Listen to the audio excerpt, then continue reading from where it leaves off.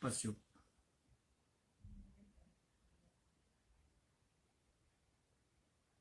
Senhor, para os irmãos, essa tarde maravilhosa, podemos estar aqui mais uma vez pela bondade de Deus, infinita graça e misericórdia. Como tinha conversado com os amados, estaremos aí com esse projeto em nome de Jesus, desse culto abençoado aí, né, no lar de cada um dos irmãos. Quero já justificar aqui a missionária Vivian. Daqui a pouco ela está chegando, ela está ali terminando um trabalho da faculdade, né? Daqui a pouco ela está chegando aí em nome de Jesus.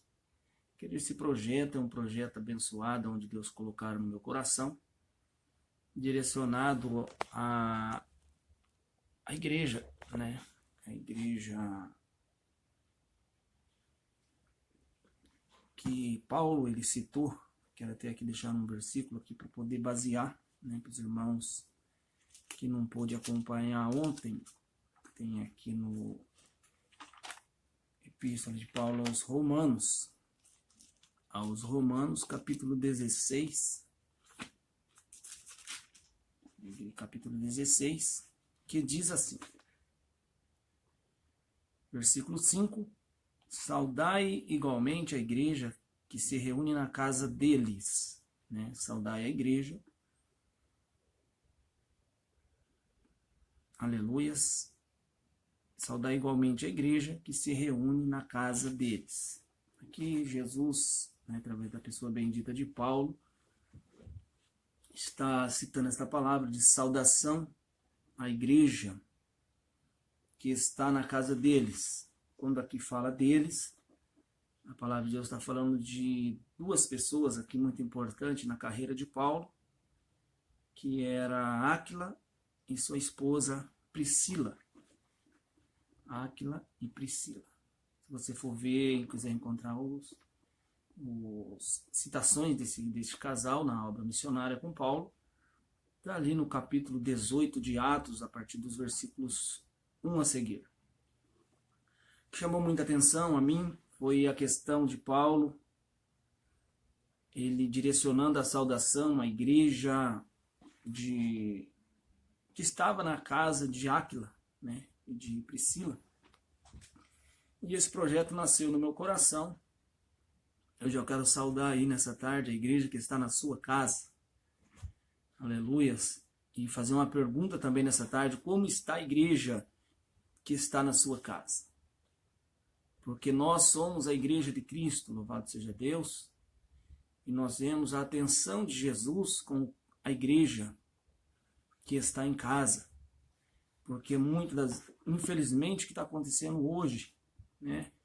Pastores estão preocupados só com a igreja, o templo, assim como a sociedade vem sofrendo também por essa perda de valores, que a sociedade ela é composta de famílias, constituída por famílias, e a deteriorização da família vem também deteriorando a sociedade, por causa dos valores da família que vem se perdendo ao longo dos anos.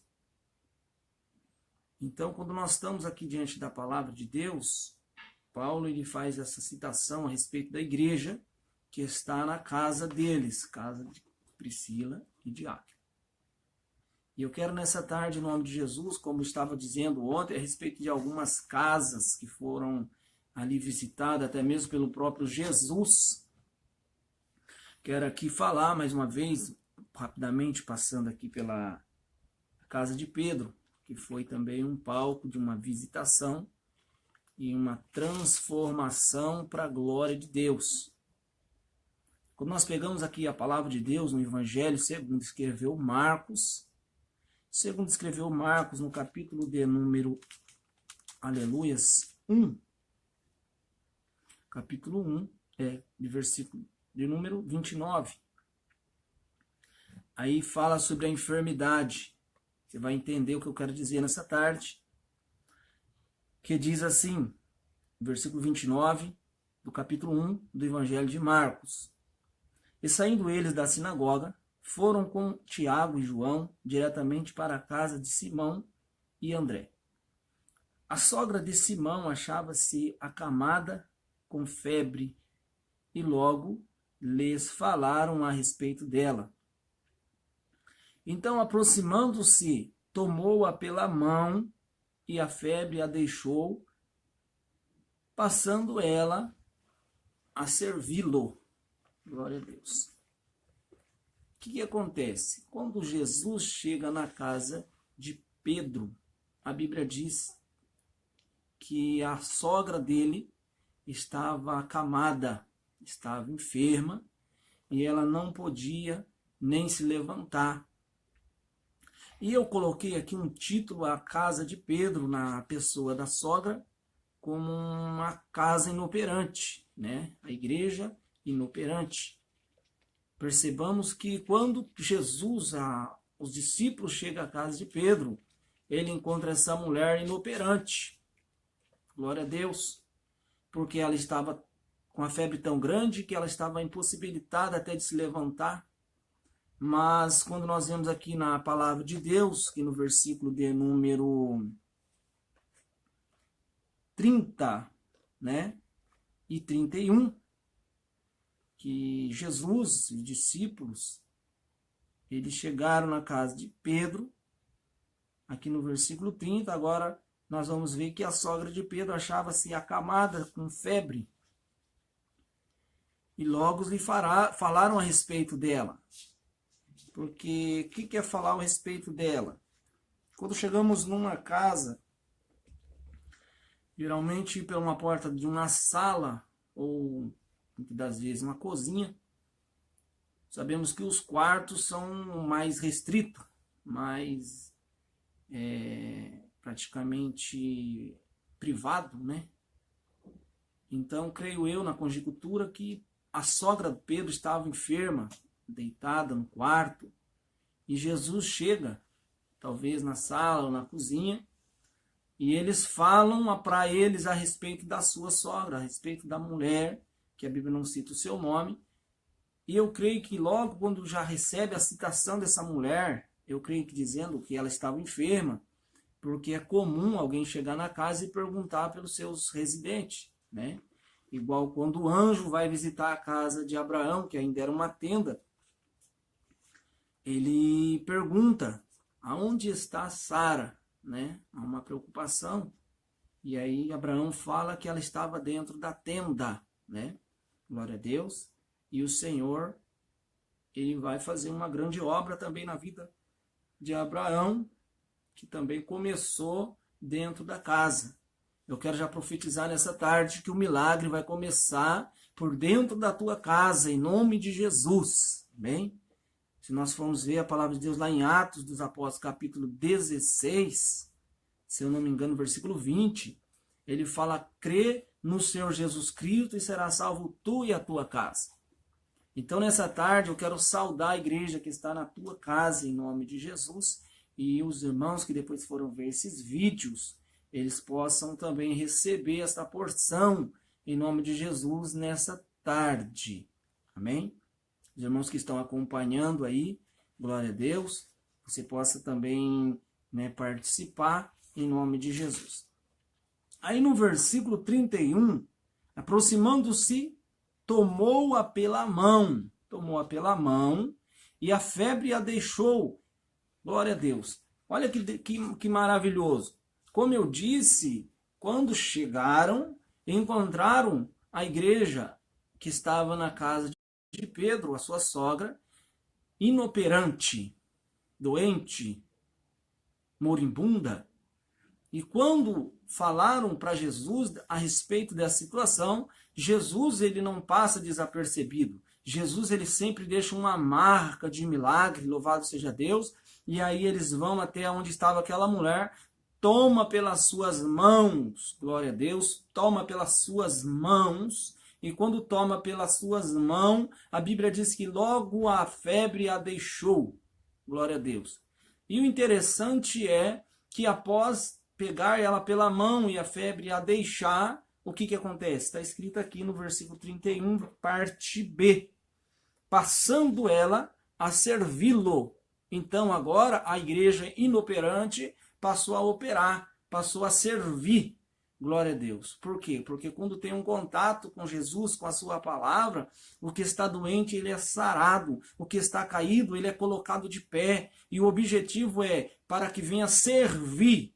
Então essa mulher passou a servir imediatamente. Glória a Deus. E eu quero já nessa tarde, essa igreja inoperante, que talvez aí não consiga nem chegar no templo, ela vai começar em nome de Deus, se levanta nessa tarde, para que você possa servir a Jesus com alegria. Glória a Deus. Servir a Jesus com cântico. Aleluias. Então isso que nós estávamos dizendo a respeito desta igreja, a igreja inoperante. E quando nós também passamos um pouquinho ali pela casa de Zaqueu, a igreja que estava na casa de Zaqueu, até mesmo uma igreja morta, né? Porque ainda não havia o contato com Jesus, não havia ainda o contato com a palavra, que Jesus é o verbo encarnado, está em João capítulo 1, né? A partir dos versículo 1, que a Bíblia diz que o verbo era Deus, o verbo estava com Deus, o verbo se fez carne e habitou entre os homens, que é o Cristo, né? O Cristo encarnado, o próprio Jesus. Quando Jesus ele está indo lá pelos caminhos de Jericó, a Bíblia diz que Jesus ele se depara com um cenário até lindo, né? Porque Jesus ele nunca pode ser surpreendido. Tem pessoas que pensam assim, você vai surpreender a Jesus, você vai surpreender a Deus. Não, para com esse negócio aí. Jesus ele não pode ser surpreendido e nem Deus vai ser surpreendido. Deus ele não se surpreende com nada, porque ele é onisciente, é onipresente, ele é transcendente. Deus é ontem, hoje, eternamente, ele é o mesmo. Glória a Deus, de eternidade a eternidade, ele está aí operando. E quando Jesus ele vai encontrar com Zaqueu ali na estrada, a Bíblia diz que Zaqueu, eu coloquei até um nome aqui, ontem eu e minha irmã Vívia, a respeito da casa, do caso perdido, né? Por quê? Zaqueu era um caso perdido. A sociedade ali, os judeus praticamente, abominava Zaqueu. Abominava até por causa do seu ofício. A Bíblia nos fala ali no capítulo 19 de Lucas que o Zaqueu era um chefe dos publicanos. Ele era chefe dos coletores. Ele tinha praticamente, segundo os historiadores, ali Zaqueu, ele era dono de uma franquia de imposto comprado por Roma. Tá? Imagina se agora esse homem, como ele era indesejado pela nação dos judeus, pelo povo judeu. Não porque ele cobrava o imposto, porque segundo os relatos, havia uma cobrança arbitrária, uma cobrança abusiva. Né? Uma cobrança abusiva. Então isso trazia praticamente indignação. Então Zaqueu era uma pessoa indesejada. E você vê que quando Zaqueu ele está ali na estrada, e Jesus encontra-se com Zaqueu, logo Jesus ele fala assim, eu vou lá na tua casa, Zaqueu. Glória a Jesus. Jesus ele disse, eu vou na tua casa. Por quê? Porque Jesus queria levantar a igreja na casa de Zaqueu. E quando Jesus chega na casa de Zaqueu, Jesus fazendo toda aquela palestra, aquela pregação maravilhosa, os seus ensinamentos, Jesus ele vai falar assim, depois da conversão de Zaqueu, porque Zaqueu ele se converte de tal maneira que ele disse assim, se eu tenho defraudado alguém, eu restituo quadruplicado, 4 vezes mais, de tudo que eu tenho vendo e dou aos pobres. Então a conversão chegou tão forte na vida de Zaqueu que ele visou o céu, o reino do céu, como o seu maior tesouro. E quando Jesus vê as afirmações de Zaqueu, ele disse, hoje chegou, hoje veio salvação a esta casa. Glória a Deus. E no versículo de número, o último versículo, diz assim, porque o Filho do Homem, que é o versículo 10, veio buscar e salvar o que se havia perdido. Já quero abrir um parênteses aqui nessa tarde e dizer que para Jesus não existe causa perdida. Para Jesus não existe um caso insolucionável. Não existe uma pessoa que chega para Jesus e Jesus não pode reabilitá-lo. Glória a Deus. É lógico que há um procedimento até mesmo quando nós vemos ali o Nicodemos abordando a Jesus no capítulo 3 do Evangelho de João, e o Nicodemos vai perguntar para Jesus o que é necessário fazer para entrar no reino do céu. Aí Jesus fala para ele assim: olha, Nicodemos, eu quero dizer para você, na verdade vos digo que necessário é nascer de novo, porque aquele que não nascer da água e do Espírito, ele não pode herdar o reino do céu. Por isso que nós, quando encontramos Jesus, quando o Zaqueu encontrou Jesus, Zaqueu foi transformado. E essa transformação, ela não é feita externa. Essa transformação, ela vem de dentro para fora. Ou seja, Deus não trabalha do estereótipo para dentro. Deus trabalha de dentro para fora. Glória a Deus. Por isso que Jesus quer trabalhar dentro, na sua casa. Como está a igreja da sua casa nessa tarde? Glória a Deus, é uma preocupação que Deus colocara no meu coração. E nessa tarde eu quero abençoar o teu lar, quero abençoar a tua casa, eu quero orar pela tua casa. Quem sabe a tua casa encontra-se, aleluias, como a casa de Zaqueu, ou encontra-se como a casa de Pedro, a igreja que está na sua casa, como ela está nessa tarde. Glória a Deus.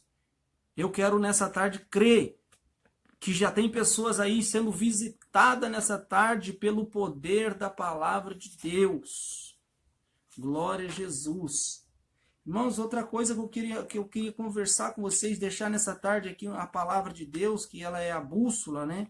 É ali em Hebreus capítulo 11, versículo 1, fala para nós que a fé é o firme fundamento das coisas que se espera e a prova das coisas que nós não conseguimos enxergar com os olhos humanos.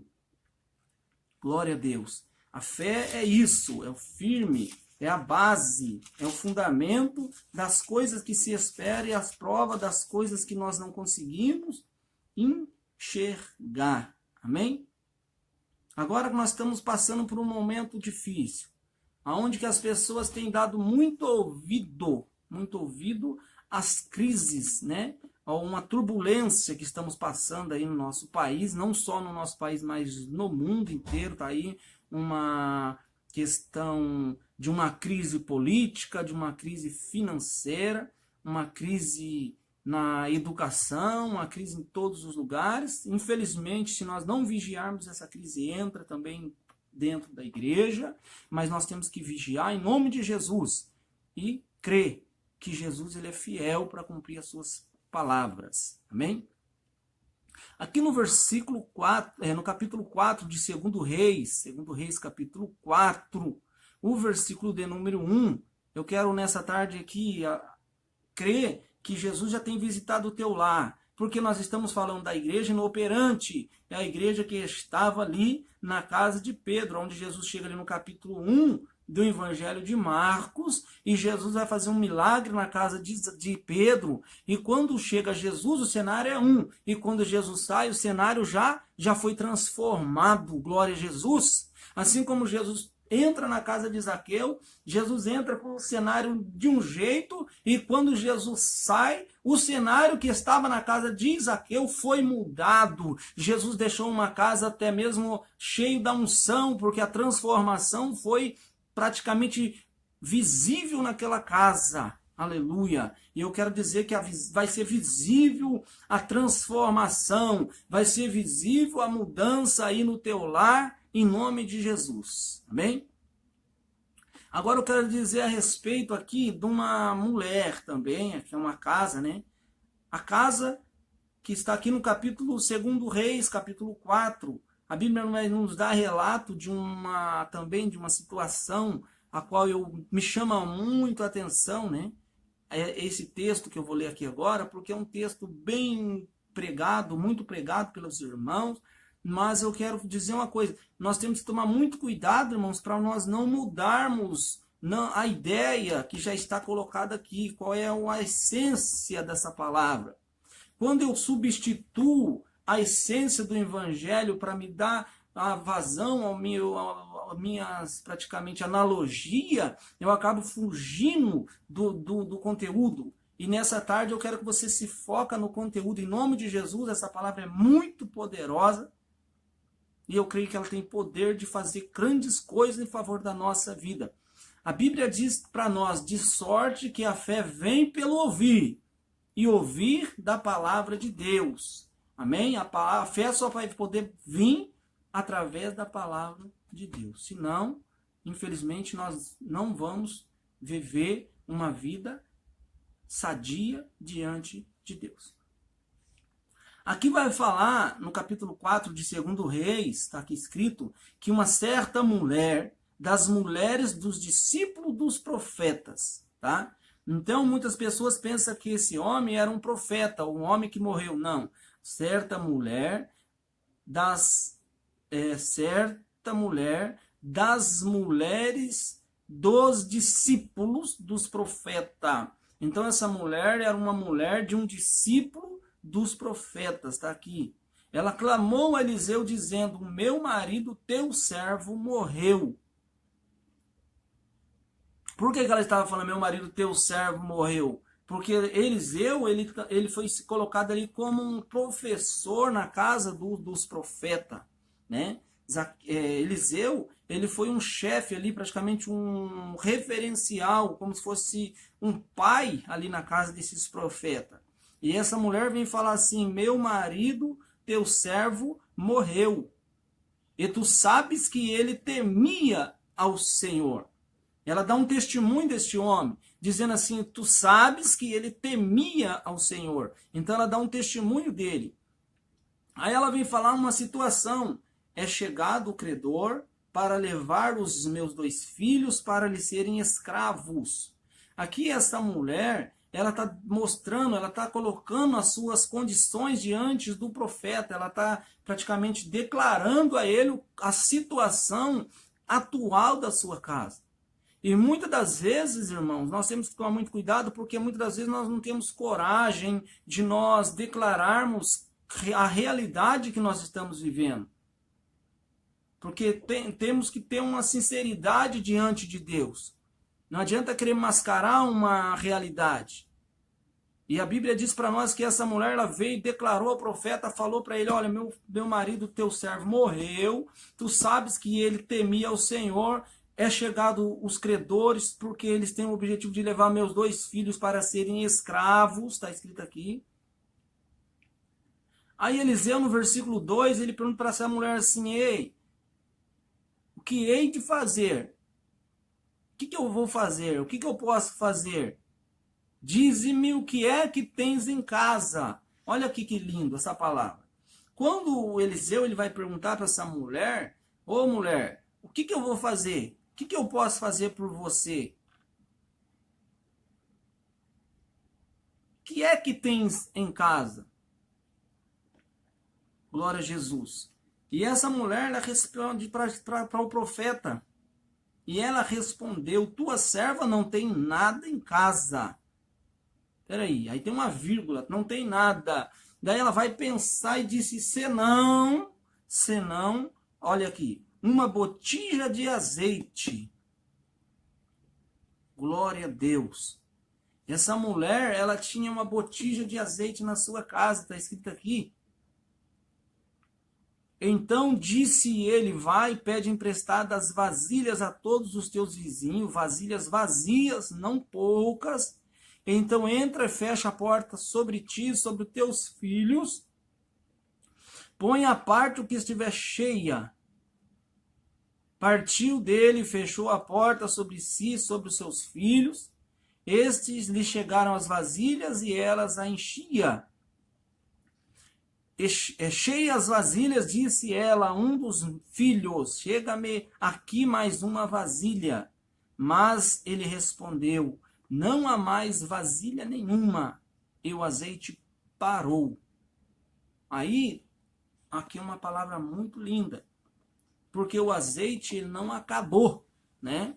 O azeite não acaba, o azeite para, mas não acaba. Quando esta mulher declara para Eliseu que não tinha nada, olha assim, eu não tenho nada em casa. Ela está falando assim, eu não tenho nada em casa, mas daqui a pouco ela passa a pensar um pouco, refletir, e ela vai dentro de si falar assim: opa, peraí, tem alguma coisa. E ela vai falar assim: olha, tem uma botija de azeite, se não uma botija de azeite. Daí o profeta, ele vai pegar e vai profetizar sobre aquela realidade daquela mulher. Ele vai falar assim, olha mulher, pega, entra no teu quarto, fecha a porta, pede vasilhas vazias, não poucas, e vai enchendo as vasilhas. E aquela mulher foi, fez tudo conforme o profeta lhe dissera. Aí a Bíblia diz que foram cheias todas as vasilhas. Olha aqui no versículo 6. Cheias todas as vasilhas. Ela pede ao moço, dá mais uma vasilha. Ele disse, não tem. O azeite parou. Aí essa mulher, ela volta ao profeta, glória a Deus, e faz, no versículo 7, foi a ele, foi ela e fez saber ao homem de Deus, e disse, vai, vende o azeite, paga a tua dívida, e tu e teus filhos vivei do resto. Agora eu quero falar nessa tarde, em nome de Jesus Cristo. A casa que estava aqui, essa casa que Eliseu se depara com ela, é uma casa diferente. Porque quando ele pergunta a essa mulher, ou aliás, ele não pergunta, essa mulher já vem falando para ele da sua situação, da sua realidade, e ele ouve esta mulher, ele começa a pensar uma resposta para aquela mulher,